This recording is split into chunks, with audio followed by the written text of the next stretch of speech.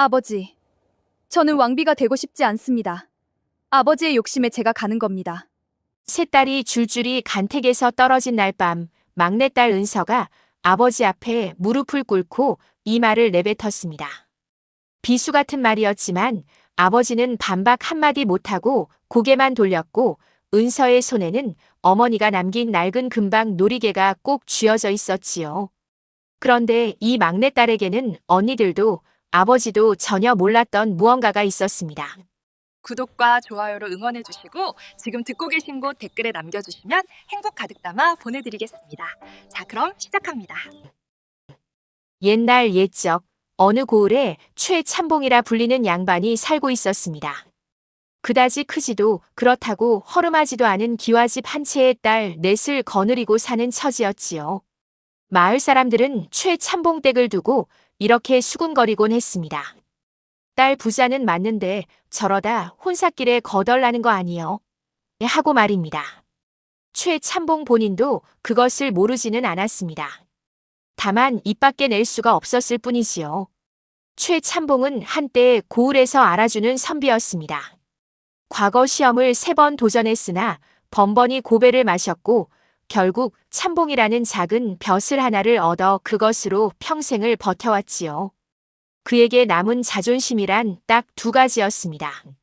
조상 대대로 내려온 기와집 한 채, 그리고 넷이나 되는 딸들이었습니다. 딸이 넷이라 하면 혀를 차는 이들도 있었지만 최참봉은 개의치 않았습니다. 딸이 넷이면 혼처도 넷이요. 혼처가 넷이면 집안을 살릴 기회도 넷이라 여겼으니까요. 첫째 딸 은옥은 넷 중 가장 단아한 얼굴을 가졌습니다. 목이 길고 자태가 고와서 어릴 때부터 동네 어른들이 저 아이는 커서 귀한 데로 가겠다고 입을 모았지요. 둘째 은채는 눈매가 시원하고 목소리가 또랑또랑해서 어딜 가든 눈에 띄는 아이였습니다. 셋째 은하는 넷 중 가장 화려한 외모를 타고났습니다. 붉은 입술에 도드라진 눈썹, 어디서든 시선을 잡아끄는 얼굴이었지요. 그리고 막내 은서는 글쎄요. 언니들과 나란히 세워놓으면 어딘지 모르게 튀는 아이였습니다. 얼굴이 특출하게 예쁜 것도 아니요. 자태가 특별히 고운 것도 아니었는데 볼에 옅은 주근깨가 박혀있고 눈이 크고 입꼬리가 자꾸 올라가는 탓에 보고 있으면 저절로 따라 웃게 되는 그런 얼굴이었습니다.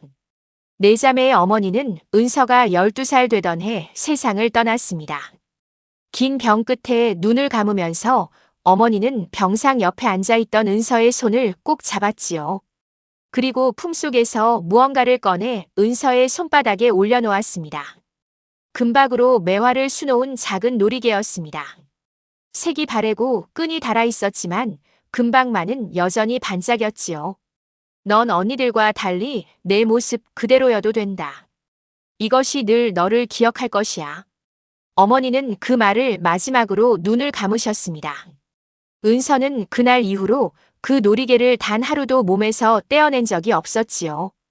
어머니가 돌아가시고 나서 최참봉의 성미는 부쩍 거칠어졌습니다. 웃음이 줄었고 한숨이 늘었지요. 딸들에게 말 한마디 건네는 일도 드물어졌습니다. 그러던 어느 해 봄 고을에 방이 붙었습니다. 왕비 간택이 시작된다는 소식이었지요. 최참봉은 그 방을 보고 집으로 돌아와 밥도 먹지 않고 사랑채에 앉아 있었습니다. 이튿날 아침 그는 첫째 은옥을 불렀습니다.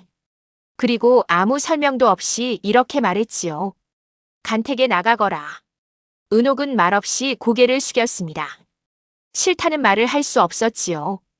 아버지의 눈빛이 그것을 허락하지 않았으니까요. 마을에는 노파 하나가 살고 있었습니다. 이웃 담장 너머에서 평생 꽃을 키우며 사는 인물이었지요. 은서는 어릴 때부터 그 노파의 화단에 놀러가곤 했습니다. 어머니가 돌아가신 뒤에는 더욱 자주 담장을 넘었지요. 간택 소식이 나던 날 저녁에도 은서는 노파의 화단 귀퉁이에 쭈그려 앉아 있었습니다. 할머니, 꾸민 꽃이 더 예쁜 거예요? 아니면 그냥 들꽃이 더 예쁜 거예요? 은서가 물었습니다. 노파는 호미를 내려놓고 하늘을 한번 올려다보더니 이렇게 말했지요. 꾸민 꽃은 하루 이틀 화려하지만 들꽃은 아무도 안 봐도 제철에 피어나는 법이란다. 오래가는 건 들꽃이지. 은서는 그 말을 흘려들었습니다. 아직은 그 말이 자신에게 하는 말인 줄 몰랐으니까요. 집으로 돌아온 은서는 언니들이 모여 앉아 수군거리는 것을 보았습니다. 은옥이 간택에 나가게 되었다는 소식이 이미 안채에 퍼진 뒤였지요. 은채는 언니의 손을 잡고 언니는 분명 될 거야. 우리 집에서 제일 예쁘잖아 라고 했고, 은하는 팔짱을 끼고 벽에 기대어 흥 나라면 더 잘하겠는데 라고 했습니다. 은서는 방문 앞에 서서 셋을 번갈아 바라보다가 조용히 뒤돌아섰지요. 자신은 저 대화에 낄 자리가 없다는 것을 알았으니까요. 막내는 언제나 그런 것이었습니다. 언니들의 이야기가 시작되면 슬그머니 자리를 피해야 하는 것이 막내의 몫이었지요. 은서는 마루 끝에 혼자 앉아 밤하늘을 올려다보았습니다. 별이 많은 밤이었습니다. 품속에서 금방 놀이개를 꺼내 손바닥에 올려놓았지요. 닳고 바랜 끈이었지만 금방 매화는 달빛 아래에서도 빛을 잃지 않았습니다. 어머니, 언니가 간택에 나간대요. 은서는 낮은 목소리로 중얼거렸습니다. 대답은 없었습니다. 밤바람만 마루를 스치고 지나갔을 뿐이지요. 은서는 놀이개를 다시 품속에 넣고 일어섰습니다. 내일 아침이 되면 또 밥을 짓고 마당을 쓸고 언니들 뒷바라지를 해야 했으니까요. 막내의 하루는 언제나 그렇게 시작되고 그렇게 끝났습니다. 그런데 최참봉댁 네 자매가 이토록 평온하게 지내던 시절 궁궐 안에서는 아무도 모르는 일이 조용히 시작되고 있었습니다. 왕비 간택을 총괄하는 상궁 김씨가 자신의 처소에서 은밀한 손님을 맞이하고 있었으니까요. 손님은 고을에서 내로라 하는 또 다른 집안의 심부름꾼이었습니다. 무언가가 손에서 손으로 건네졌고 상궁 김씨의 입가에 미소가 번졌습니다. 눈은 웃지 않는 미소였지요. 이번 간택은 내가 원하는 대로 된다. 상궁 김씨는 혼자 중얼거렸습니다. 촛불이 흔들렸지만 그녀의 눈빛은 꼿꼿했지요. 최참봉은 그날 밤 사랑채에서 오래도록 잠을 이루지 못했습니다. 천장을 바라보며 숫자를 세었지요. 딸이 넷이고 간택 기회는 딸마다 한 번씩이었습니다. 은옥이 되면 다행이고 안 되면 은채, 그래도 안 되면 은하, 그리고 마지막은 은서였지요. 최참봉은 그 순서를 머릿속에서 한 번 더 되짚었습니다. 그리고 이상하게도 은서의 이름에 이르렀을 때 손이 멈칫했습니다. 막내는 아직 어렸습니다. 아직 세상 물정을 몰랐지요. 그러나 최참봉은 그 감정을 오래 붙들고 있지 않았습니다. 어차피 은옥이 될 것이었으니까요. 그는 눈을 감았습니다. 그리고 이튿날 아침이 밝았지요. 봄볕이 마당 가득 내려앉은 날 아침, 은옥은 간택에 나갈 채비를 시작했습니다. 안채는 아침부터 분주했지요. 어머니가 없으니 은서가 언니의 머리를 빗기고 옷고름을 메어주었습니다. 은채는 은옥의 얼굴에 분을 바르며 이 정도면 왕비 자리는 따놓은 당상이지라고 했고, 은하는 옷매무새를 요리조리 살피며 저고리 끝이 약간 삐뚤어 다시 해라고 잔소리를 했지요. 은서는 말없이 언니의 고름을 가지런히 메어주고 한 발 물러섰습니다. 은옥이 돌아서서 거울을 보았습니다. 거울 속에는 참으로 단아하고 기품 있는 여인이 서 있었지요. 최참봉은 마당에 나와 은옥을 한번 훑어보고 무거운 목소리로 말했습니다. 잘 다녀오너라. 그것이 전부였습니다. 격려도 없었고 다독임도 없었지요. 은옥은 고개를 숙이고 가마에 올랐습니다. 가마가 골목 끝을 돌아 사라지자 최참봉은 천천히 사랑채로 들어갔습니다. 은서는 그 뒷모습을 한참 바라보다가 마당을 쓸기 시작했지요. 빗자루가 흙바닥을 긁는 소리만 조용히 울렸습니다. 그런데 그때였습니다. 은서의 손이 멈추었지요. 문득 이런 생각이 들었던 겁니다. 언니가 돌아올 때 웃는 얼굴일까 아니면 울음을 참는 얼굴일까. 은서는 그 생각을 애써 털어냈습니다. 언니는 잘 될 것이었으니까요. 분명히 그럴 것이었습니다. 그러나 해가 서쪽으로 기울 무렵 돌아온 은옥의 얼굴은 하얗게 질려 있었습니다. 말이 없었습니다. 가마에서 내려 대문을 들어서면서도 안채로 들어서면서도 한마디를 하지 않았지요. 은서가 차를 내밀었지만 은옥은 받지 않았습니다. 그냥 방 안으로 들어가 문을 닫았지요. 그날 밤 얇은 문 너머로 작은 울음소리가 새어나왔습니다. 은서는 문 앞에 한참 서 있다가 발길을 돌렸습니다. 들어가서 무어라 말해야 할지 몰랐으니까요. 최참봉은 사랑채에서 그 소리를 들었을 텐데도 끝내 나오지 않았습니다. 첫째 은옥이 탈락했습니다. 이제 둘째 은채의 차례였지요. 은채는 언니와 달랐습니다. 간택에 나간다는 소리를 들은 날부터 눈이 반짝였지요. 나는 될 것 같아. 왠지 확신이 서. 은채는 거울 앞에 앉아 스스로 분을 바르며 이렇게 선언했습니다. 은서가 옆에서 머리를 매만져 주는데도 은채는 쉬지 않고 말했지요. 언니는 너무 긴장을 해서 탈락한 거야. 나는 긴장 같은 거 안 해. 그냥 가서 내 모습 그대로 보여주면 되는 거잖아.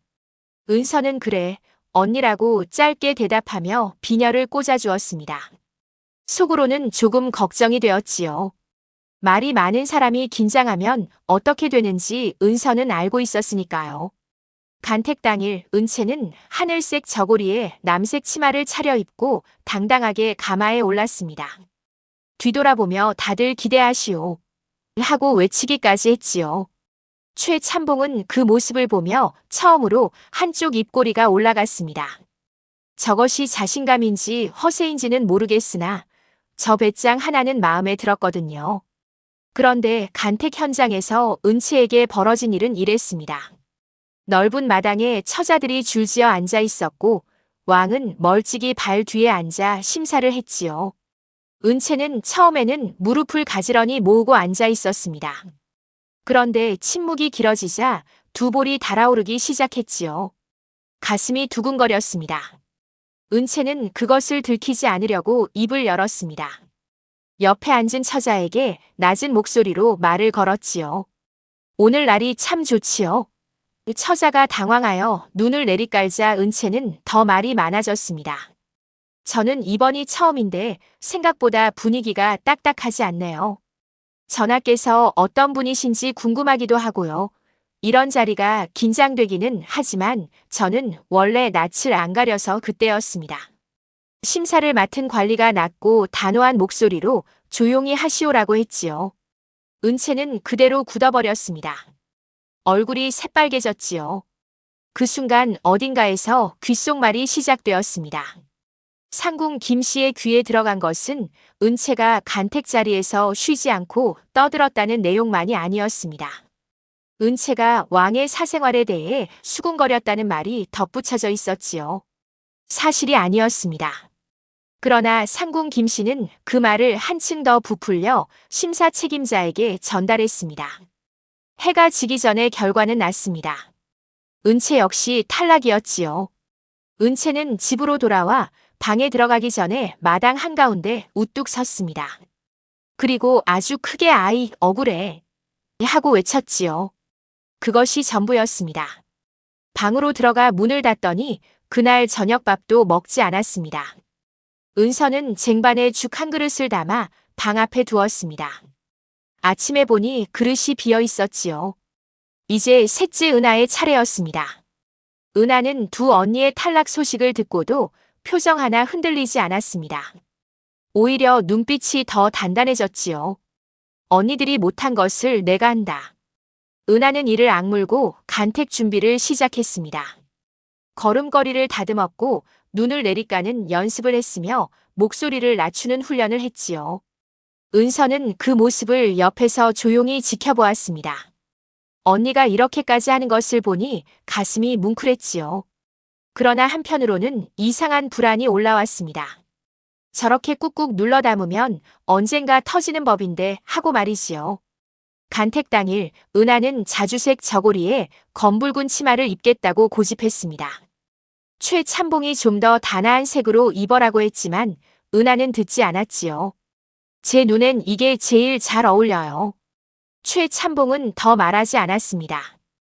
은하의 고집을 꺾을 자신이 없었으니까요. 간택 현장에서 은하는 처음에는 완벽했습니다. 걸음걸이도 시선도 목소리도 연습한 그대로였지요. 그런데 바로 옆에 앉은 처자가 문제였습니다. 상궁 김씨가 미리 손을 써둔 처자였지요. 그 처자가 자리에 앉으면서 은하의 치맛자락을 살짝 밟았습니다. 실수처럼 보였지만 실수가 아니었지요. 은하가 낮은 목소리로 치마 밟지 마시오라고 했습니다. 처자는 사과하는 대신 고개를 들어 은하를 똑바로 바라보았습니다. 그 눈빛이 도발적이었지요. 은하의 눈에 불이 켜졌습니다. 참았습니다. 한 번 참고 두 번 참았습니다. 그런데 처자가 세 번째로 치맛자락을 건드렸을 때 은하는 결국 목소리를 높이고 말았습니다. 지금 일부러 그러시오. 간택 마당이 조용해졌습니다. 모든 시선이 은하에게 쏠렸지요. 은하는 그제야 자신이 무슨 짓을 했는지 깨달았습니다. 그러나 이미 늦었습니다. 상궁 김씨는 그 장면을 먼발치에서 지켜보며 조용히 고개를 끄덕였습니다. 셋째까지 처리가 되었으니까요. 은하가 돌아온 날 밤 최참봉댁은 고요했습니다. 세 언니가 모두 방에 들어가 문을 닫은 뒤 사랑채에 홀로 앉은 최참봉의 얼굴은 등잔불 아래에서 유난히 초라해 보였습니다. 은서는 아버지에게 차를 한 잔 들고 갔지요. 사랑채 문 앞에 서서 아버지, 차 가져왔습니다 하고 말했습니다. 한참이 지나서야 두고 가거라는 짧은 대답이 돌아왔지요. 은서는 문 앞에 차를 내려놓으며 잠시 망설였습니다. 그리고 천천히 입을 열었습니다. 아버지, 저는 왕비가 되고 싶지 않습니다. 아버지의 욕심에 제가 가는 겁니다. 말을 뱉고 나서 은서는 스스로도 놀랐습니다. 그 말이 이토록 오래 가슴에 있었는지 몰랐으니까요. 사랑채 안에서는 아무 소리도 나지 않았습니다. 최참봉은 고개를 돌렸지요. 은서는 조용히 발길을 돌려 안채로 들어갔습니다. 그날 밤 은서는 금방 놀이개를 손바닥 위에 올려놓고 오래도록 들여다보았습니다. 어머니의 목소리가 귓가에 맴도는 것 같았지요. 넌 내 모습 그대로여도 된다. 은서는 눈을 감았습니다. 이제 넷째, 마지막은 자신이었습니다. 그런데 그날 밤 은서가 미처 알지 못한 일이 있었습니다. 사랑채 안에서 최참봉이 오래도록 앉아 있었다는 것, 그리고 은서가 건네놓고 간 차를 두 손으로 감싸준 채 한 방울도 남기지 않고 마셨다는 것이지요. 최참봉은 빈 찻잔을 내려놓으며 천장을 바라보았습니다. 딸이 넷이었는데 셋이 떨어졌습니다. 이제 남은 것은 막내뿐이었지요. 가장 어리고 가장 가벼워 보이는 아이. 언니들 틈에서 늘 조용히 뒷자리를 맡았던 아이. 그 아이가 마지막이었습니다. 최참봉은 눈을 질끈 감았습니다. 마음 한구석에서 무언가가 욱신거렸지만 그것이 무엇인지 그는 애써 들여다보지 않았습니다. 이튿날 아침 최참봉은 마당에 서서 은서를 불렀습니다. 은서가 마루에서 뛰어내려오다가 신발을 반쯤 구겨 신은 채로 달려왔지요. 최참봉은 그 모습을 보며 순간 말문이 막혔습니다. 저런 아이를 간택에 보내는 것이 과연 옳은 일인가? 그러나 그는 이내 마음을 다잡았습니다. 집안 형편이 그것을 허락하지 않았으니까요. 은서야. 예, 아버지. 간택에 나가거라. 은서는 눈을 한번 크게 떴습니다. 그리고 잠시 아버지를 바라보더니 고개를 끄덕였습니다. 울지도 않았고 소리를 지르지도 않았지요. 그저 예라고 했습니다. 최참봉은 그 짧은 대답이 오히려 가슴을 찔렀지만 역시 그 감정을 밖으로 내놓지는 않았습니다. 새 언니는 은서가 마당에서 나오는 것을 보고 각기 다른 반응을 보였습니다. 은옥은 방문을 살짝 열고 은서를 바라보다가 아무 말 없이 문을 닫았지요. 은채는 어머나 은서까지 라고 하다가 은서의 표정을 보고 말을 삼켰습니다. 은하는 잠시 침묵하다가 은서의 방으로 따라 들어갔지요. 그리고 문을 닫고 낮은 목소리로 말했습니다. 은서야, 간택 자리에서 절대로 감정 내비치면 안 돼. 언니가 그걸로 망했어. 은서는 언니를 바라보다가 살짝 웃었습니다. 언니, 나는 원래 감정을 참는 걸 잘 못해. 은하가 이마를 짚었습니다. 그러니까 걱정이지. 은서는 고개를 갸웃했지요. 그냥 솔직하게 하면 안 되는 거야. 은하는 한숨을 내쉬었습니다. 간택이 그런 자리가 아니야. 은서는 잠시 생각하다가 이렇게 말했습니다. 그래도 나는 나로 갈래. 언니들처럼 되고 싶지 않거든. 은하는 잠시 입을 다물었습니다. 그리고 은서의 머리를 한번 쓰다듬고 방을 나갔지요. 은서는 혼자 방 안에 앉아 금방 놀이개를 꺼냈습니다. 매화 꽃잎 5개가 선명했지요. 어머니, 저 간택에 나가게 됐어요. 은서는 조용히 중얼거렸습니다. 놀이개가 대답할 리 없었지만 이상하게도 마음이 한결 가벼워졌습니다. 은서는 놀이개를 다시 품에 넣었습니다. 간택 날은 사흘 뒤였지요. 간택 사흘 전날 저녁이었습니다. 은서는 마을 어귀를 혼자 걷고 있었지요. 집 안에 있으면 언니들의 한숨소리와 아버지의 무거운 발소리가 들렸고 그것이 싫었습니다. 저물녘 하늘이 붉게 물들었고 공기는 서늘했지요. 은서는 걸으면서 금방 놀이개를 손에 쥐고 이리저리 돌렸습니다. 빛을 받으면 매화 문양이 반짝이는 것이 좋았으니까요. 그때 은서는 길 옆 낮은 담장 너머에서 이상한 소리를 들었습니다. 낮고 조심스러운 발소리였지요. 담장 너머를 슬쩍 내다보니 사내가 한 명 서 있었습니다. 나이는 20 중반쯤 되어 보였고 차림새는 평범한 사대부가 청년 같았지만 눈빛이 예사롭지 않았지요. 사내는 하늘을 올려다보고 있었습니다. 마치 무언가를 생각하는 듯이 꼼짝 않고 서 있었지요. 은서는 그 모습을 잠깐 들여다보다가 그만 발을 헛디뎠습니다. 담장에 기대고 있던 손이 미끄러지면서 작은 돌멩이 하나가 굴러떨어졌지요. 사내가 돌아보았습니다. 은서와 눈이 마주쳤지요. 두 사람 모두 잠시 굳었습니다. 은서가 먼저 입을 열었습니다. 아, 놀라셨어요? 일부러 훔쳐본 건 아니고요. 그냥 소리가 나서 봤습니다. 사내는 대답하지 않았습니다. 그저 은서를 바라보았지요. 은서는 그 시선이 약간 불편했습니다. 왜 그렇게 보세요? 제가 이상한 짓 한 건 아닌데요. 그러자 사내가 처음으로 입꼬리를 올렸습니다. 아주 작은 미소였지요. 아니요. 이상하지 않소. 그럼 왜 웃으세요? 웃지 않았소. 웃으셨어요. 방금. 사내는 잠시 은서를 바라보더니 이렇게 물었습니다. 혼자 걷는 것이오? 예. 집이 답답해서요. 무슨 일이 있소? 은서는 잠깐 망설였다가 솔직하게 말했지요. 언니 셋이 간택에서 떨어졌거든요. 저도 사흘 뒤에 간택에 나가야 해서 집 분위기가 좀 무거워요. 사내의 눈빛이 미묘하게 바뀌었습니다.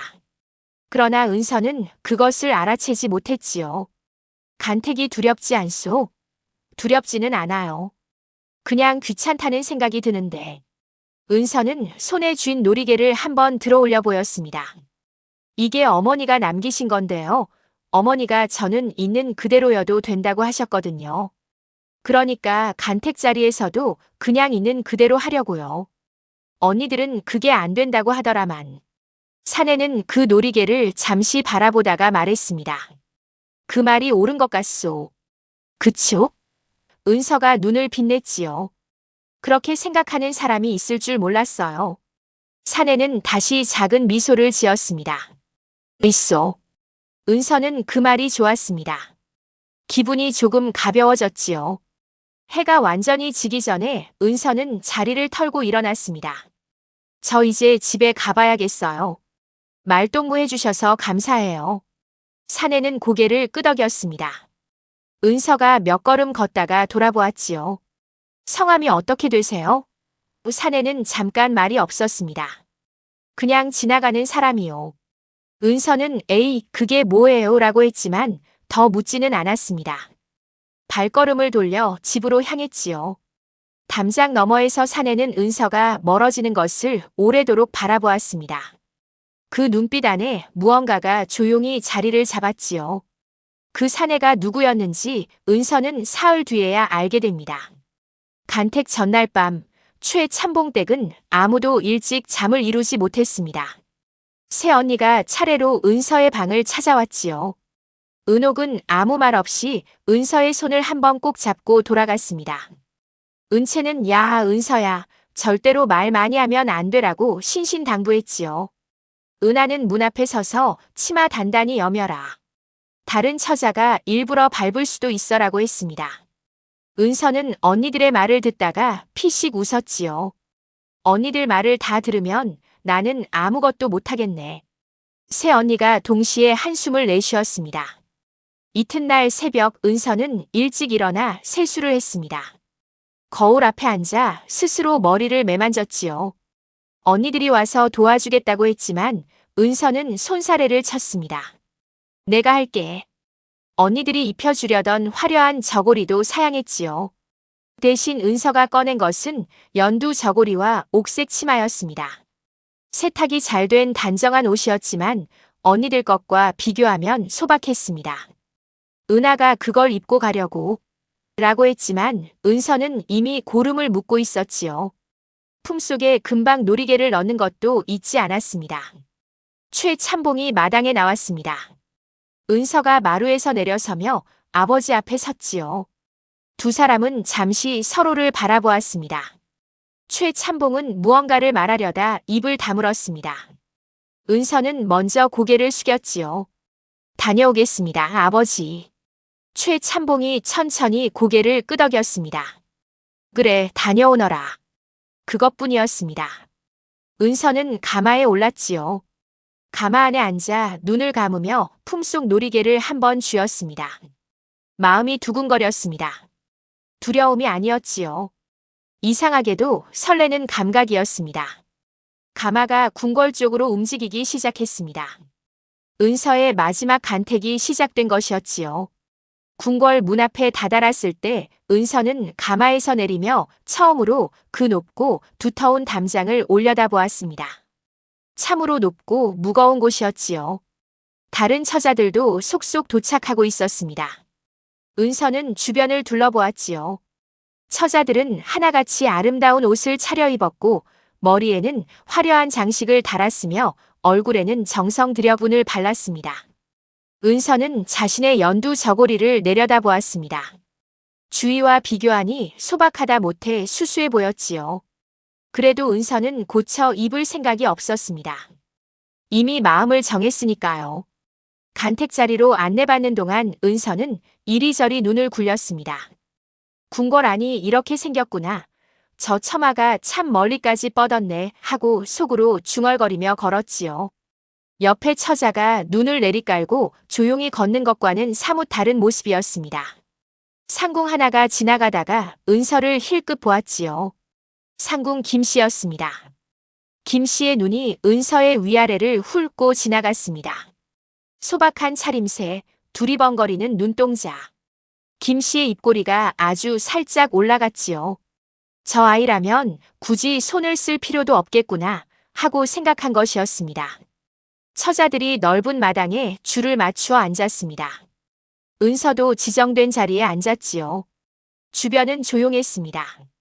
바람도 없었고 새소리도 없었습니다. 그 고요 속에서 발 뒤로 왕이 자리에 앉았습니다. 은서는 고개를 숙이고 있었지요. 심장이 두근거렸습니다. 그러다 문득 은서는 자신도 모르게 고개를 살짝 들었습니다. 발 뒤로는 아무것도 보이지 않았지요.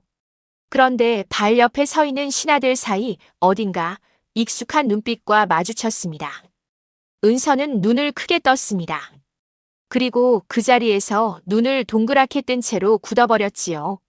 사흘 전 저녁 담장 너머에서 마주쳤던 그 사내가 거기에 있었습니다. 그런데 그 사내가 입고 있는 것은 평범한 사대부의 옷이 아니었습니다. 그것이 무엇을 뜻하는지 은서는 천천히 깨달아가고 있었지요. 그때였습니다. 바로 그 순간 은서의 손에서 무언가가 미끄러졌습니다. 품속에 넣어두었던 금박 놀이개가 무릎 위로 흘러내리더니 마당 바닥으로 굴러 떨어진 것이었지요. 작은 소리가 났습니다. 놀이개는 서너 번 구르다 멈추었습니다. 은서는 얼굴이 새빨개졌지요. 모든 처자의 눈이 은서 쪽을 향했습니다. 상궁 김씨는 뒤에서 그 장면을 보고 속으로 빙긋 웃었지요. 저 아이는 알아서 망하는구나 하고 생각하며 말이었습니다. 은서는 어떻게 했을까요? 그것이 이야기의 시작이었습니다. 조금 더 이야기를 풀어드리지요. 은서는 그 자리에서 어떻게 했느냐 하면 쭈그려 앉아서 놀이개를 주었습니다. 그냥 아무렇지도 않게 말이지요. 다른 처자라면 얼굴을 붉히고 손을 내저으며 당황했겠지만 은서는 놀이개를 집어들면서 작게 아이고라고 했습니다. 그리고 놀이개를 품속에 도로 집어넣으며 혼자 피식 웃었지요. 긴장을 감추려는 웃음이 아니라 진짜로 어이가 없어서 나오는 웃음이었습니다. 그 모습을 본 주변 처자들이 고개를 돌렸습니다. 어떤 이는 눈살을 찌푸렸고 어떤 이는 당황했지요. 그리고 발 뒤에서 아주 조용히 낮은 웃음소리가 하나 새어나왔습니다. 상궁 김씨는 그 웃음소리가 어디서 났는지 알아챘습니다. 눈이 가늘어졌지요. 생각 밖의 상황이었습니다. 저 처자를 그냥 두면 안 되겠구나 하고 김씨는 마음을 바꾸었습니다. 손을 쓸 필요가 없다고 생각했는데 이제는 생각이 달라진 것이었지요. 그래서 김씨는 조용히 옆에 내인에게 귀옛말을 했습니다. 그러나 그것은 조금 나중의 이야기입니다. 지금 이 순간 은서는 자리에 앉아 두 손을 무릎 위에 가지런히 올려놓고 살짝 올라간 입꼬리를 억누르며 앞을 바라보고 있었지요. 간택 심사는 오전 내내 이어졌습니다. 처자들은 차례로 앞으로 나아가 인사를 올리고 심사관의 질문에 답하고 다시 자리로 돌아왔지요. 은서는 자신의 차례가 오기를 기다리며 주변을 조용히 살펴보았습니다. 모든 처자가 한결같이 눈을 내리깔고 조심스러운 말투로 대답했지요. 목소리도 하나같이 가늘고 얌전했습니다. 은서는 그것을 보며 나도 저렇게 해야 하나 잠깐 생각했지만 이내 고개를 살랑 저었습니다. 언니들이 그걸 하려다가 어떻게 되었는지 보았으니까요. 은서의 차례가 왔습니다. 은서는 앞으로 나아가 심사관 앞에 단정하게 앉았지요. 심사관이 물었습니다. 혼자 집안 살림을 해본 적이 있소? 은서는 망설임 없이 대답했지요. 예. 어머니가 일찍 돌아가셔서 제가 밥 짓고 마당 쓸고 다 했습니다. 집안에서 맡은 소임이 있소. 막내라서 언니들 뒤치다거리가 소임입니다. 심사관이 잠깐 멈추었습니다. 주변의 처자들이 살짝 고개를 들어 은서를 보았지요. 은서는 자신이 이상한 말을 했는지 몰랐습니다. 그냥 사실대로 말했을 뿐이었으니까요. 심사관이 다시 물었습니다. 왕비의 덕목이 무엇이라 생각하오? 다른 처자들은 이 질문에 앞서 하나같이 인덕과 온화함이옵니다. 혹은 전하를 잘 보필하는 것이옵니다. 라고 했지요. 은서는 잠깐 생각했습니다. 그리고 말했지요. 글쎄요. 왕비가 어떤 자리인지 잘 모르겠습니다만 사람이라면 솔직한 것이 제일 아닌가요? 심사관의 붓끝이 멈추었습니다. 발 뒤에서 다시 낮은 소리가 났습니다. 웃음인지 기침인지 알 수 없는 소리였지요. 상궁 김씨의 눈이 더 가늘어졌습니다. 은서는 자리로 돌아와 앉으면서 옆 처자가 고개를 돌려 자신을 바라보는 것을 느꼈습니다. 그 처자가 낮은 목소리로 말했지요. 방금 그 말 참 대담하네요. 은서가 작게 답했습니다. 대담한 건지 몰랐어요. 그냥 생각나는 대로 말했는데. 처자가 살짝 웃었습니다. 저도 저렇게 말하고 싶었는데. 그러면 되잖아요. 안 돼요. 집에서 얼마나 연습했는데요. 두 사람의 짧은 대화가 그것으로 끝났지만 은서는 그 처자가 마음에 들었습니다. 점심 무렵 잠시 쉬는 시간이 주어졌습니다.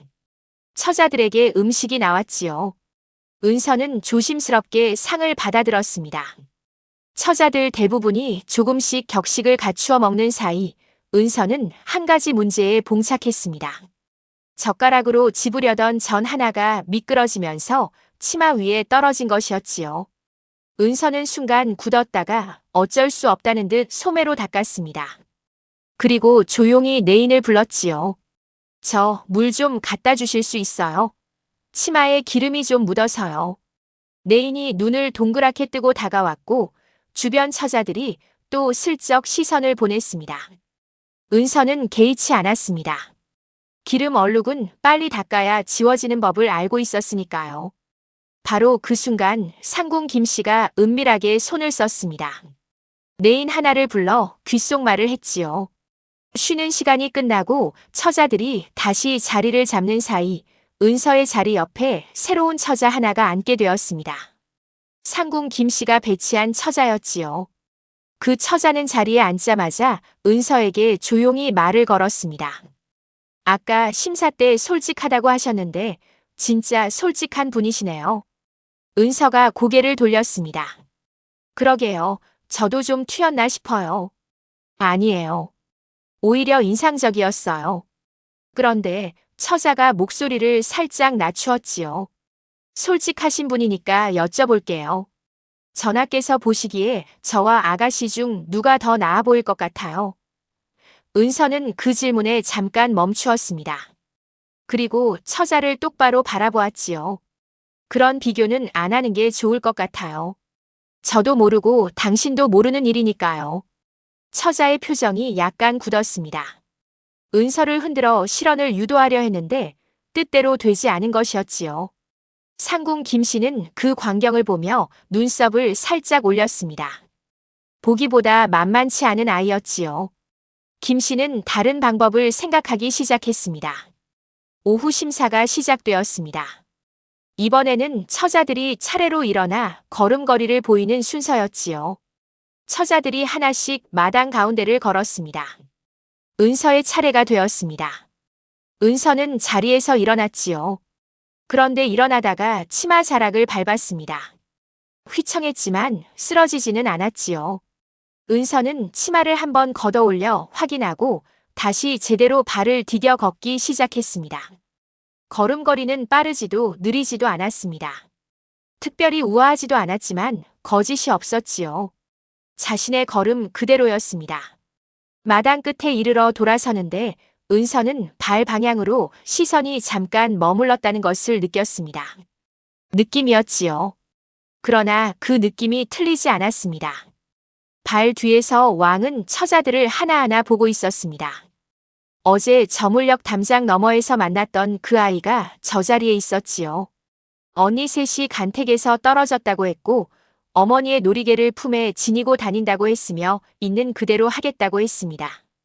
그리고 정말로 있는 그대로였지요. 왕의 눈이 오래 머물렀습니다. 심사가 끝나고 처자들이 결과를 기다리는 동안 상궁 김씨는 조용히 움직이고 있었습니다. 김씨가 배치한 처자, 이름은 설연이라는 아이였지요. 설연은 집안도 좋고 외모도 빼어났으며 예법도 반듯했습니다. 상궁 김씨가 오랫동안 준비해온 인물이었지요. 이번 간택에서 설연이 왕비가 되어야 했습니다. 그것이 김씨가 섬기는 가문의 뜻이었고 김씨 자신이 오래 공들인 계획이었지요. 그런데 예상치 못한 변수가 생겼습니다. 저 소박한 연두 저고리 처자가 왕의 시선을 붙들고 있었으니까요. 김씨는 옆에 내인에게 낮고 단호하게 말했습니다. 최참봉댁 막내딸에 대해 알아봐라. 내인이 고개를 숙이고 물러났지요. 김씨는 팔짱을 끼고 먼 발치에서 은서를 바라보았습니다. 눈이 웃지 않는 미소가 다시 입가에 걸렸지요. 아직 시간이 있었습니다. 결과가 나오기 전까지는 무슨 일이든 할 수 있었으니까요. 은서는 그런 시선이 자신을 향하고 있다는 것을 몰랐습니다. 결과를 기다리는 마당 귀퉁이에 앉아 품속 놀이개를 꺼내 만지작거리고 있었지요. 놀이개가 오늘 한번 바닥에 굴렀으니 끈이 상하지 않았나 확인하는 것이었습니다. 옆에 처자들이 결과를 기다리며 긴장한 얼굴로 앉아있는 사이 은서만 홀로 놀이개 끈을 요리조리 들여다보고 있었지요. 한 처자가 그 모습을 보고 낮은 목소리로 긴장 안 되세요? 라고 물었습니다. 은서가 고개를 들었지요. 긴장이요? 조금요. 그런데 긴장한다고 결과가 바뀌는 건 아니잖아요. 처자가 눈을 깜빡였습니다. 그건 그렇네요. 두 사람이 잠시 마주보다가 동시에 피식 웃었지요. 해가 기울기 시작할 무렵 내인이 나와 처자들에게 잠시 안으로 들어가 쉬라고 했습니다. 결과 발표는 날이 저물기 전에 있을 것이라고 했지요. 처자들이 줄지어 안으로 들어가는 사이 은서는 문득 목이 말랐습니다. 내인에게 물을 청했지요. 그런데 물이 오는데 시간이 걸렸습니다. 은서는 기둥 옆에 서서 기다렸지요. 그때 복도 끝에서 발소리가 들렸습니다. 은서가 무심코 고개를 들었다가 그대로 굳었습니다. 복도를 걸어오는 사람이 있었는데 그것이 왕이었지요. 이번에는 골룡포를 입고 있었으므로 틀릴 리가 없었습니다. 은서는 순간 어떻게 해야 할지 몰라 그냥 서 있었지요. 왕이 은서와 눈이 마주쳤습니다. 그리고 걸음을 멈추었지요. 잠시 침묵이 흘렀습니다. 왕이 먼저 입을 열었습니다. 놀이개는 다치지 않았소? 은서는 눈을 크게 떴습니다. 전하께서 그것을 봤소. 아따. 은서는 얼굴이 뜨거워지는 것을 느꼈지요. 그래도 고개를 숙이며 대답했습니다. 예, 괜찮습니다. 왕이 말했지요. 다행이요. 그리고 다시 걸음을 옮겼습니다. 은서는 그 뒷모습을 보며 한참 서 있었지요. 가슴이 왜인지 빠르게 뛰었습니다. 그것을 복도 끝에서 지켜본 눈이 있었습니다. 상궁 김씨였지요. 김씨의 얼굴에서 미소가 사라졌습니다. 김씨는 처소로 돌아와 내인이 가져온 보고를 들었습니다. 최 참봉댁에 대한 것이었지요. 보고 내용은 별다른 것이 없었습니다. 지방의 한미한 양반과 어머니는 일찍 사망, 딸이 넷, 집안에 특별한 배경이나 세력이 없음. 그런 집안이었지요. 상궁 김씨는 그 내용을 다 듣고 나서 눈을 감았습니다. 배경이 없는 것이 오히려 문제였습니다. 약점을 잡기가 어려웠으니까요. 집안이 크면 집안으로 흔들 수 있고 재산이 있으면 재산으로 흔들 수 있는데 아무것도 없는 집안은 건드릴 것이 없었습니다. 김 씨는 잠시 생각하다가 다른 방향을 떠올렸습니다. 집안이 문제가 아니라면 처자 본인이 문제가 되면 그만이었지요. 저 아이에게서 흠이 될 만한 것을 찾아내면 되었습니다. 그리고 김 씨는 이미 한 가지를 생각해두고 있었지요. 아까 복도에서 왕과 단둘이 마주친 장면. 그것이었습니다. 김 씨는 눈을 떴습니다. 입가에 다시 미소가 돌아왔지요. 결과 발표 전에 움직여야 했습니다. 결과 발표가 시작되었습니다. 처자들이 다시 마당에 모였고 심사 책임자가 앞으로 나왔지요. 긴 침묵이 있었습니다. 처자들의 숨소리조차 들릴 것 같은 고요였지요. 그때 심사 책임자가 입을 열었습니다. 이번 간택에서 왕비 후보로 두 처자를 추려 전하께 최종 결정을 올리겠습니다. 술렁임이 번졌습니다. 2명이었지요. 1명이 아니었습니다. 심사 책임자가 두 이름을 읽었습니다. 첫 번째는 설현이었습니다. 상궁 김씨가 준비한 처자였지요. 그리고 두 번째 이름이 불렸습니다. 최 참봉댁 막내 은서였지요. 은서는 자신의 이름이 불리는 순간 귀를 의심했습니다. 옆에 처자가 팔꿈치로 살짝 찔렀지요. 아, 아가씨 이름 불렸어요.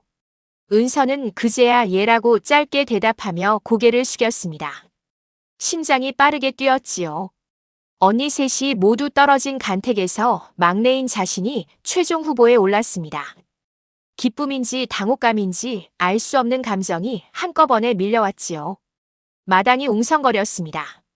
탈락한 처자들이 물러나기 시작했지요. 은서는 그 자리에 남겨진 채 설현과 나란히 서 있었습니다. 설현은 단정하고 아름다웠습니다. 은서와 나란히 서면 비교가 될 법했지요. 설현이 은서를 향해 고개를 살짝 기울였습니다. 잘 됐네요. 낮고 예의 바른 목소리였지요. 은서가 고개를 끄덕였습니다. 축하드려요, 저도요. 두 사람은 그것으로 말을 끝냈지요. 그런데 바로 그때 상궁 김씨가 움직였습니다. 김씨는 심사 책임자에게 다가가 귀옛말을 했지요. 심사 책임자의 얼굴이 굳었습니다. 귓말이 끝나고 심사 책임자가 은서를 바라보았지요. 최참봉댁 처자. 은서가 고개를 들었습니다. 예. 아까 대기 중에 복도에서 전화와 단독으로 접촉했다 하오. 이는 간택 규례에 어긋나는 일이오. 은서의 얼굴이 하얗게 변했습니다. 그것은 제가 물을 기다리다가 우연이라 해도 규례는 규례요. 이에 대해 해명을 요청하오. 주변이 다시 조용해졌습니다. 남은 처자들의 시선이 은서에게 쏠렸지요. 상궁 김씨는 뒤에서 팔짱을 끼고 그 광경을 지켜보았습니다. 복도 접촉은 규례 위반이 맞았습니다. 은서가 의도한 것이 아니었더라도 규례 위반이라는 사실은 변하지 않았지요. 저 아이가 당황해서 말을 더듬으면 그것으로 충분했습니다. 한번 흠이 잡히면 후보에서 내려오게 되어 있었으니까요. 김 씨는 속으로 계산을 마쳤습니다. 그런데 은서는 당황했지만 말을 더듬지는 않았습니다. 잠시 숨을 고르더니 또렷한 목소리로 말했지요. 복도에서 전화와 마주쳤던 것은 사실입니다. 그러나 제가 먼저 찾아간 것이 아니라 물을 청하고 기다리던 중 우연히 마주친 것이었습니다. 제가 규례를 어겼다면 달게 받겠습니다. 그러나 사실은 사실대로 말씀드려야 한다 생각했습니다. 심사 책임자가 표정 없이 은서를 바라보았습니다. 주변이 고요했지요. 그때였습니다. 복도 쪽에서 발소리가 들렸습니다.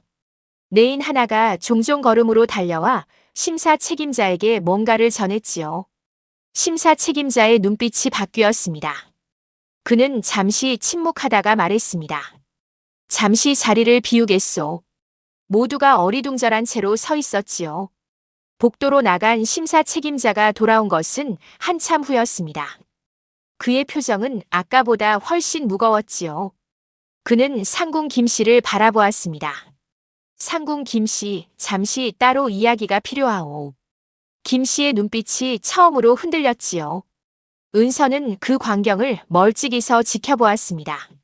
무슨 일이 일어나고 있는지 알 수 없었지요. 그저 가슴이 두근거렸고 품속의 놀이개가 손에 쥐어지고 싶었습니다. 은서는 손을 품속으로 가져갔지요. 손가락 끝에 금방 매화가 닿았습니다. 조금 가라앉았습니다. 뒤에서 무슨 일이 벌어지고 있는지 은서는 알지 못했습니다. 그러나 상궁 김씨의 계획이 생각대로 흘러가지 않고 있다는 것만은 어렴풋이 느낄 수 있었지요. 상궁 김씨가 심사 책임자를 따라 처소로 들어갔습니다. 문이 닫혔지요. 잠시 후 처소 안에서 김씨의 낮은 목소리가 새어나왔습니다. 차분했지만 긴장이 실려 있었습니다. 그리고 심사 책임자의 목소리가 뒤따랐지요. 전하께서 직접 해명을 들으셨습니다. 복도 접촉은 우연이었으며 처자에게 귀책이 없다고 보신다 하셨습니다. 김 씨는 잠시 말이 없었습니다. 그렇다면 후보 명단은 유지됩니다. 밖에서 기다리던 내인이 은서에게 다가왔지요. 후보 명단에 변동이 없습니다. 은서는 짧게 예라고 했습니다. 안도인지 긴장인지 모를 숨이 새어나왔지요. 그러나 상궁 김 씨가 그것으로 물러설 사람이 아니었습니다. 은서는 그것을 아직 몰랐지요. 이튿날 아침이 밝았습니다. 최종 결정은 오늘 중으로 난다는 정갈이 왔지요. 은서는 지정된 방에서 밤을 지냈습니다. 잠은 잘 못 잤지요. 눈을 뜰 때마다 천장이 보였고 그 천장이 낯설었습니다. 집에서 보던 천장과는 달랐으니까요. 은서는 금방 놀이개를 가슴 위에 올려놓고 누워 있었습니다. 어머니 생각이 났지요. 어머니가 살아계셨다면 지금 이 자리에 오기까지의 일들을 어떻게 보셨을까 생각했습니다. 아마 웃으셨을 것 같았습니다. 그리고 내가 맞다고 하셨을 것 같았지요. 아침을 먹고 나자 상궁 하나가 은서를 불렀습니다. 상궁 김씨였지요. 은서는 잠시 망설였지만 따라갔습니다. 상궁 김씨의 처소는 조용하고 단정했습니다. 김씨는 은서를 자리에 앉히고 차를 내왔지요. 은서는 차를 받아들었지만 마시지는 않았습니다. 무언가 불편한 느낌이 들었으니까요. 최참봉댁 아가씨. 김씨가 조용히 입을 열었습니다. 예. 어제 규례 문제는 잘 마무리가 되었지요. 예, 덕분에. 그런데 아가씨, 한 가지 드릴 말씀이 있어요. 김씨의 목소리는 부드러웠습니다. 집안이 한미하시잖아요. 배경도 없으시고요. 왕비는 집안이 받쳐줘야 하는 자리입니다. 아가씨가 아무리 전하에 눈에 들어도 주변에서 그것을 가만두지 않아요. 아가씨가 힘드실 거예요. 은서는 김씨를 바라보았습니다. 지금 저더러 스스로 내려오라는 말씀이신가요?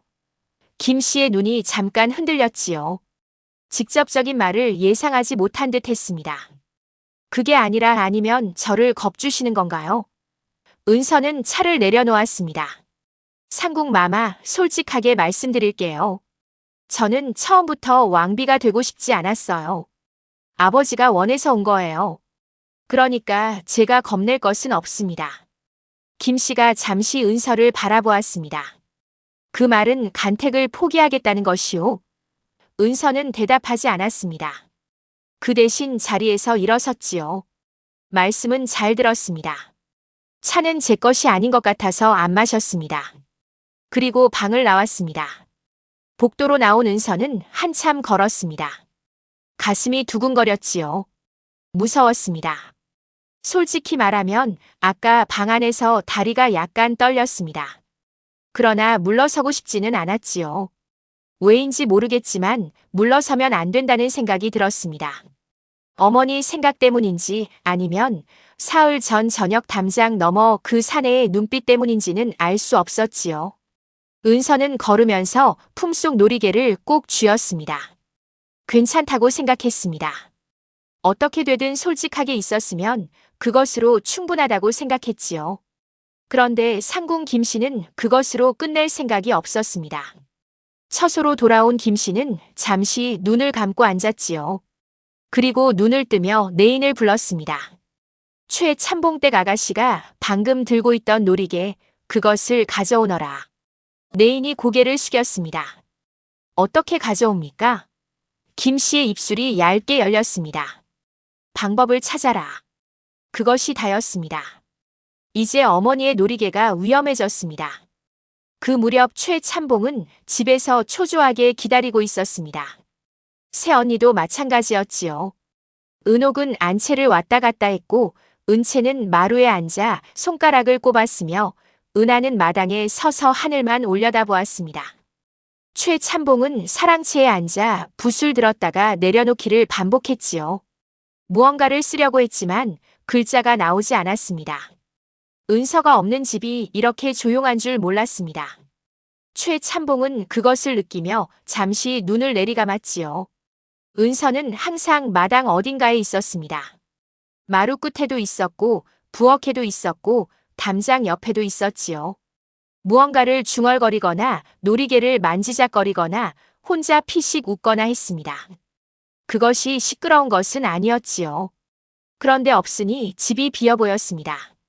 최참봉은 그 감각이 무엇인지 정확히 알지 못했지만 오래 앉아 있을 수가 없었습니다. 자꾸 마당 쪽으로 눈이 갔으니까요. 은하가 사랑채 문 앞에 와서 말했습니다. 아버지, 저녁 드셔야죠. 최참봉은 고개를 저었습니다. 됐다. 은하가 잠시 서 있다가 말했지요. 은서는 괜찮을 거예요. 최참봉이 고개를 들어 셋째를 바라보았습니다. 은하는 눈을 마주치지 않고 말했지요. 그 애는 언니들이랑 달라요. 무슨 일이 생겨도 제 방식으로 헤쳐나갈 거예요. 최참봉은 아무 말도 하지 않았습니다. 은하가 돌아서서 걸어갔지요. 최참봉은 그 뒷모습을 바라보다가 천천히 시선을 내렸습니다. 그리고 오랫동안 그 자리에 앉아 있었지요. 궁궐에서는 날이 저물기 전에 최종 결정이 내려져야 했습니다. 시간이 얼마 남지 않았지요. 놀이개가 사라진 것은 저녁 무렵이었습니다. 은서가 방으로 돌아와 보니 품속이 비어 있었지요. 처음에는 어딘가에 떨어뜨렸나 싶어 방 안을 샅샅이 뒤졌습니다. 이불 밑도 들춰보고 옷고름 사이도 확인했지요. 없었습니다. 복도를 걸으면서 떨어뜨렸나 싶어 다시 나가 바닥을 살폈습니다. 그래도 없었지요. 은서는 마음이 아려왔습니다. 어머니가 남기신 것이었습니다. 세상에 하나뿐인 것이었지요. 그것이 사라졌습니다. 내인을 붙잡고 물어보았지만 아무도 모른다고 했습니다. 은서는 혼자 복도 끝까지 다시 걸어보았지요. 그리고 그때였습니다. 은서가 멈추었습니다. 아침에 상궁 김씨의 처소에 다녀왔을 때 차를 내려놓고 일어서는 순간 놀이개가 걸리는 느낌이 있었습니다. 그때는 잘 들어갔다 싶었는데 은서는 눈을 감았습니다. 그리고 천천히 생각을 정리했지요. 가져간 것이라면 상궁 김씨였습니다. 놀이개를 잃어버린 것이 실수가 아니라면 그것은 빼앗긴 것이었지요. 은서는 상궁 김씨의 처소 앞까지 갔습니다. 문 앞에 서서 숨을 고르고 노크를 했지요. 내인이 나왔습니다. 상궁 마마를 뵙고 싶습니다. 내인이 안을 확인하고 돌아와 말했지요. 지금은 안 계십니다. 거짓말이었습니다. 은서는 알았지만 더 밀고 들어갈 방법이 없었습니다. 발길을 돌렸지요. 그리고 방으로 돌아와 자리에 앉았습니다. 방이 어두워졌습니다. 등불을 켜지 않았지요. 그냥 앉아 있었습니다. 놀이개가 없는 손이 허전했습니다. 10년 동안 손에 닿아 있던 것이 없어진 것이었지요. 은서는 손을 내려다보았습니다. 손바닥이 비어 있었습니다. 무언가가 가슴 안쪽에서 차갑게 가라앉는 것 같았지요. 눈물이 나오려 했습니다. 은서는 입술을 깨물었습니다. 울면 안 되었지요. 울면 진 것이었으니까요. 그러나 눈물은 결국 흘렀습니다. 조용히 소리 없이 흘렀지요. 어머니. 은서는 속으로 불렀습니다. 어머니가 주신 걸 잃어버렸어요. 잘못한 게 아닌데 빼앗겼어요. 저 어떻게 해야 해요? 대답이 없었습니다. 바람도 없었고 소리도 없었지요. 어두운 방 안에 은서 혼자였습니다. 그리고 그 고요 속에서 무언가가 천천히 떠올랐습니다. 담장 너머에서 만났던 사내의 목소리였지요. 그 말이 옳은 것 같소. 이는 그대로여도 된다는 어머니의 말에 동의했던 그 목소리였습니다. 그리고 노파의 말도 함께 떠올랐지요. 꾸민 꽃은 하루 이틀 화려하지만 들꽃은 아무도 안 봐도 제철에 피어난다. 들꽃은 놀이개가 없어도 피어났습니다. 은서는 눈을 떴습니다. 아직 눈물이 남아 있었지요. 그러나 손이 달라졌습니다. 조금 전까지 힘없이 펴져 있던 손이 스스로 주먹을 쥐었지요. 괜찮습니다. 없어도 괜찮습니다. 어머니가 주신 것은 놀이개가 아니었습니다. 그 말이었지요. 내 모습 그대로여도 된다. 그것은 빼앗길 수 없는 것이었습니다. 은서는 일어섰습니다. 등불을 켰지요. 그리고 문을 열었습니다. 복도는 조용했습니다. 은서는 걸었지요. 어디로 가야 할지 알고 있었습니다. 은서가 찾아간 곳은 심사 책임자가 머무는 처소였습니다. 문 앞에 서서 말했지요. 드릴 말씀이 있습니다. 심사 책임자가 나왔습니다. 은서는 그 앞에 서서 또렷하게 말했지요. 오늘 아침 상궁 김씨 마마 처소에 다녀왔습니다. 그 자리에서 제 놀이개가 없어졌습니다.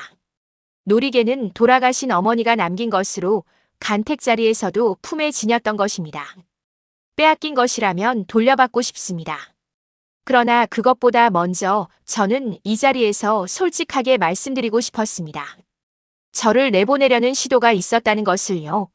심사 책임자는 잠시 은서를 바라보았습니다. 표정이 없었지요.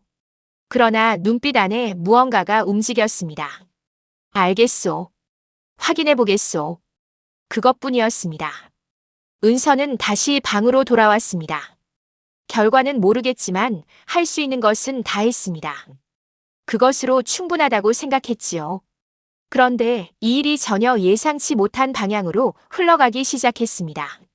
심사 책임자가 상궁 김 씨의 처소를 직접 확인하러 갔을 때 김 씨의 내인이 놀이개를 처소 밖으로 내가려다 들켰기 때문이었지요. 내인은 그 자리에서 굳었고 심사 책임자의 눈이 내인의 손 안에 있는 금박 매화 놀이개를 보았습니다. 상궁 김 씨가 그 자리에 없었던 것은 불행 중 다행이었지요. 그러나 이제 놀이개는 증거가 되었습니다.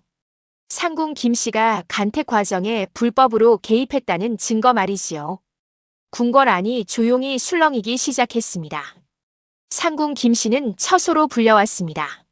심사 책임자와 마주 앉은 김 씨의 얼굴은 여전히 단정했지요. 그러나 눈빛은 달랐습니다. 처음으로 흔들리고 있었으니까요. 이것이 어찌 된 일이요? 심사 책임자가 놀이개를 탁자 위에 올려놓았습니다. 김 씨는 잠시 침묵했습니다. 그리고 말했지요. 내인이 잘못한 것이요. 저는 지시한 바 없습니다. 내인은 상궁 마마의 지시라 했소. 김 씨의 눈꼬리가 미세하게 떨렸습니다. 내인이 거짓말을 하는 것이요. 그렇소. 그렇다면 내인과 마주 이야기를 들어봐야겠소. 김 씨는 입을 다물었습니다. 더 말할수록 엉키는 것을 알았으니까요. 오랫동안 궁궐에서 일해온 김 씨였습니다. 이런 상황이 어떻게 흘러가는지 알고 있었지요. 발뺌이 통하지 않을 때는 더 큰 패를 꺼내야 했습니다. 김 씨는 눈을 감았다가 떴습니다. 심사 책임자, 이 처자를 왕비로 드리는 것은 옳지 않소. 집안도 없고 배경도 없는 처자가 왕비가 되면 조정이 흔들려요. 그것은 전하께서 결정하실 일이요. 전하가 아직 어리시고 경험이 없으셔서 상궁 김 씨. 심사 책임자의 목소리가 낮아졌습니다. 그만하시오. 상궁 김 씨가 처소를 나온 것은 한참 후였습니다. 복도를 걷는 그녀의 걸음이 처음으로 흔들렸지요.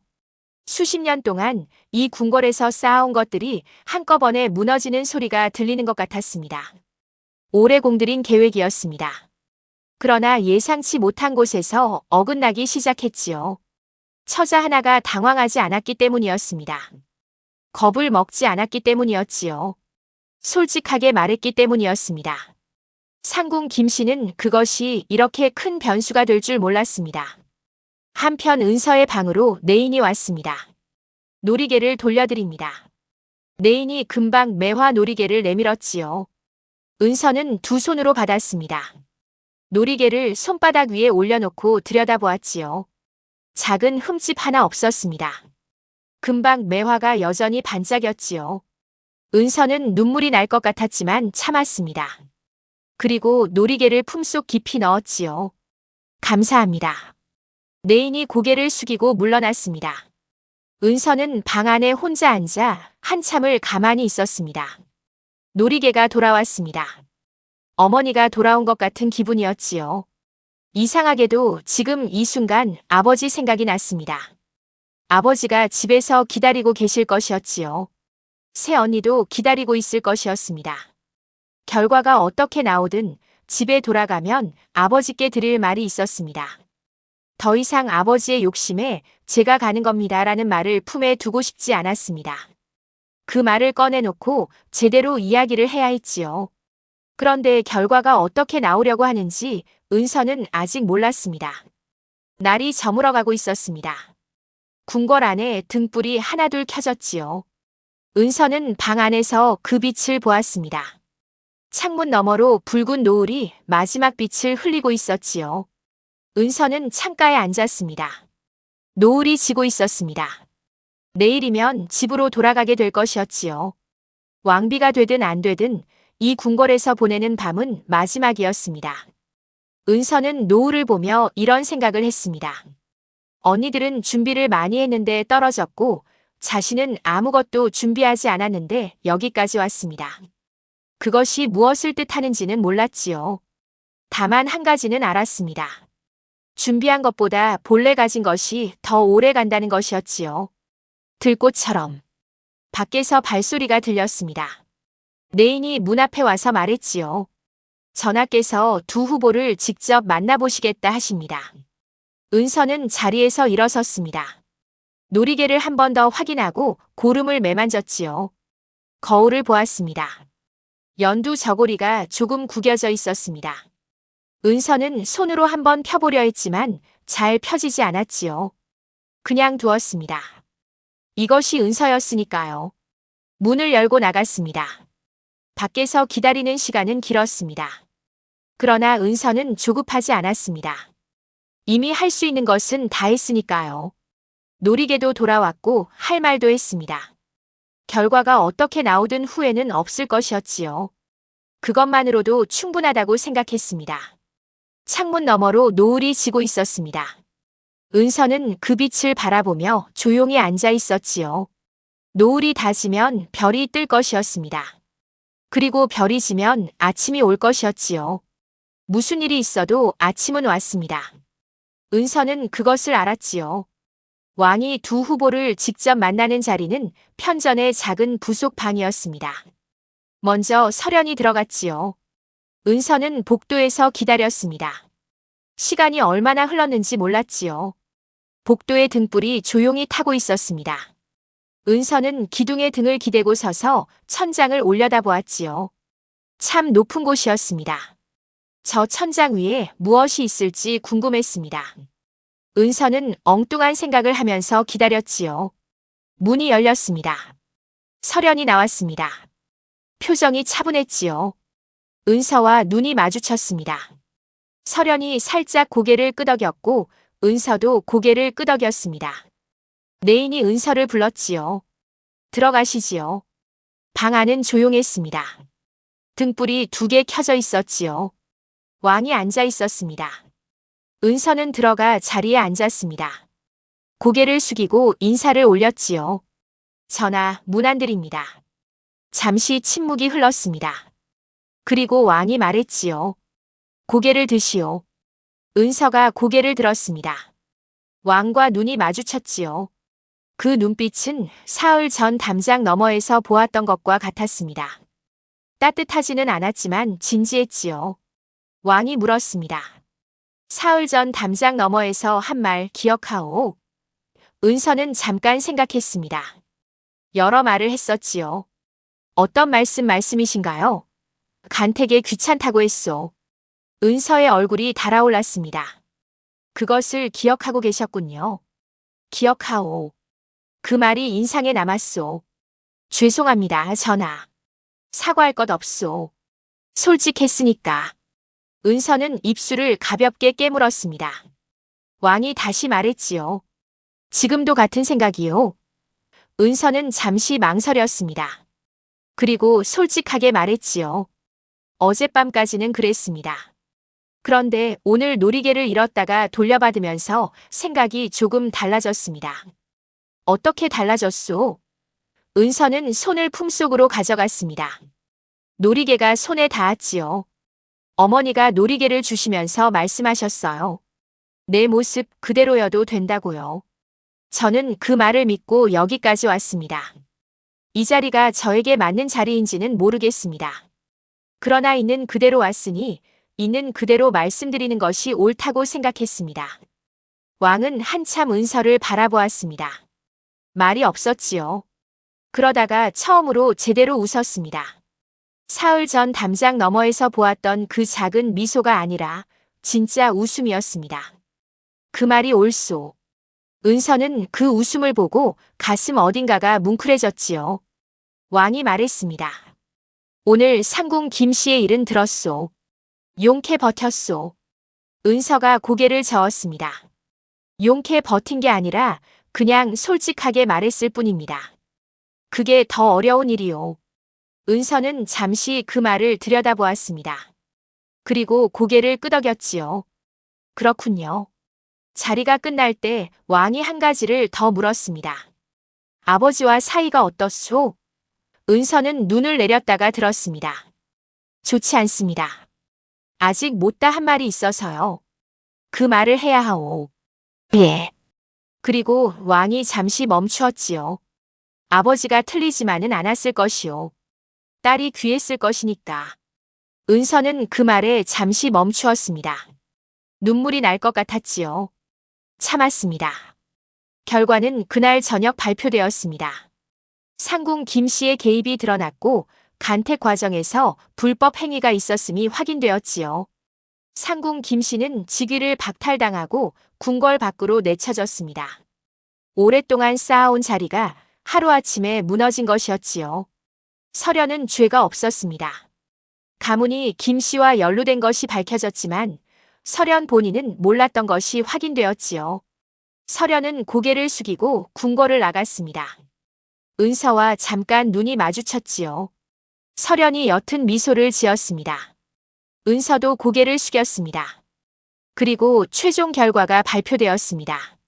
왕비로 간택된 이는 최참봉댁 막내딸 은서였지요. 소식이 집에 전해진 것은 밤이었습니다. 정가를 받은 새 언니는 마당으로 달려나왔지요. 은옥은 손으로 입을 막았고 은채는 어머나 어머나 를 반복했으며 은하는 아무 말도 못하고 눈물을 흘렸습니다. 최참봉은 사랑채 문을 열고 나와 마당에 섰지요. 달이 밝은 밤이었습니다. 최참봉은 그 자리에서 한참 서 있었습니다. 딸 넷이 모두 간택에 나갔고 마지막 막내가 왕비가 되었습니다. 이것이 그가 원했던 것이었지요. 그런데 이상하게도 기쁨보다 먼저 다른 것이 왔습니다. 막내의 말이 귓가를 맴돌았습니다. 아버지, 저는 왕비가 되고 싶지 않습니다. 아버지의 욕심에 제가 가는 겁니다. 최참봉은 눈을 감았습니다. 그 말이 틀리지 않았습니다. 그가 욕심을 부렸습니다. 딸들을 사랑했지만 그 사랑보다 체면과 욕심이 앞섰습니다. 그것이 틀렸습니다. 최참봉은 처음으로 그것을 인정했지요. 은서가 집으로 돌아온 것은 이튿날 아침이었습니다. 입궁 준비를 하기 전 가족에게 인사하기 위해 잠시 돌아온 것이었지요. 새 언니가 달려나왔습니다. 은옥이 은서의 손을 잡았고 은채는 야, 대박이잖아 라고 했으며 은하는 그러니까 솔직하게 가라고 했잖아. 내가라고 했습니다. 은서는 웃었지요. 새 언니에게 차례로 안겼습니다. 그리고 사랑채 앞에 섰습니다. 최참봉이 문을 열고 나왔지요. 두 사람이 마당에서 마주 섰습니다. 아버지는 말이 없었습니다. 은서도 처음에는 말이 없었지요. 그러다 은서가 먼저 입을 열었습니다. 아버지. 그래. 아버지의 욕심에 제가 갔다고 했는데요. 최참봉이 고개를 들었습니다. 그 말이 맞았습니다. 그런데요, 아버지. 은서의 목소리가 살짝 떨렸지요. 그곳에 가서 보니까요. 저는 제 모습 그대로여도 되는 자리가 있더라고요. 그게 아버지가 보내주셔서 알게 된 거예요. 최참봉의 눈이 붉어졌습니다. 말을 못했지요. 은서가 품속에서 금방 놀이개를 꺼냈습니다. 그리고 아버지의 손에 쥐어주었습니다. 어머니 거 잠깐 맡아주세요. 입궁하면 가지고 들어갈 수 없을 것 같아서요. 최참봉은 두 손으로 놀이개를 받았습니다. 손이 떨렸지요. 은서야. 예, 아버지. 미안하다. 그 세 글자가 나오는 데에 54년이 걸렸습니다. 은서는 고개를 숙였습니다. 눈물이 흘렀지요. 소리 없이 흘렀습니다. 두 사람은 마당에서 한참 그렇게 서 있었습니다. 새 언니는 멀찍이서 그 모습을 보다가 모두 고개를 돌렸지요. 봄볕이 마당에 내려앉았습니다. 처음 은옥을 보내던 날 아침과 같은 봄볕이었지요. 그러나 마당은 그때와 달랐습니다. 아버지의 어깨가 달랐고 딸의 눈빛이 달랐으며 두 사람 사이의 공기가 달랐지요. 이 이야기는 이렇게 끝납니다. 딸 넷이 나갔고 막내가 왕비가 되었습니다. 그러나 이 이야기가 진짜 전하고자 하는 것은 그것이 아닙니다. 꾸민 꽃보다 들꽃이 오래가는 법이고 솔직함은 빼앗길 수 없으며 못다 한 말은 반드시 해야 할 때가 온다는 것이지요. 그리고 사람의 가치는 신분이나 배경이 아니라 자기 자신으로 있을 수 있는 용기에 있다는 것입니다. 최참봉댁 막내 은서가 그것을 알았습니다. 그리고 아버지도 그것을 알게 되었지요. 다음 영상을 빠르게 만나보시려면 좋아요와 구독을 눌러주세요. 지금 화면에 나오는 더 재미있는 영상들도 함께 해주세요. 그럼 모두 행복한 하루 보내세요. 감사합니다. 아, 그런데 은서가 궁궐로 들어가던 날 아침 한 가지 더 있었습니다. 가마에 오르려는 은서를 새 언니가 불러 세웠지요. 은옥이 먼저 나섰습니다. 손에 무언가를 들고 있었지요. 비단 주머니였습니다. 이거 내간택 날 쓰려고 준비했던 건데. 내가 가져가. 은서가 받아 열어보니 작은 폐물이 들어있었습니다. 은옥이 아끼던 것이었지요. 은서가 고개를 들자 은채도 앞으로 나왔습니다. 나는 이거. 접힌 종이를 내밀었지요. 간택 때 연습했던 말들인데 필요하면 봐. 은서는 피식 웃었습니다. 언니, 이건 필요 없어. 그래도 가져가. 은하는 마지막으로 나왔습니다. 아무것도 들고 있지 않았지요. 그냥 은서의 어깨를 한번 툭 쳤습니다. 잘해. 그것이 전부였지요. 은서는 새 언니를 한 번씩 바라보았습니다.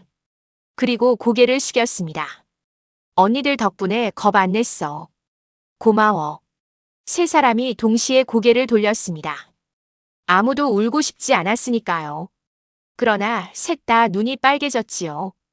가마가 움직이기 시작했습니다. 은서는 가마 창문으로 집을 바라보았습니다. 아버지가 대문 앞에 서 있었지요.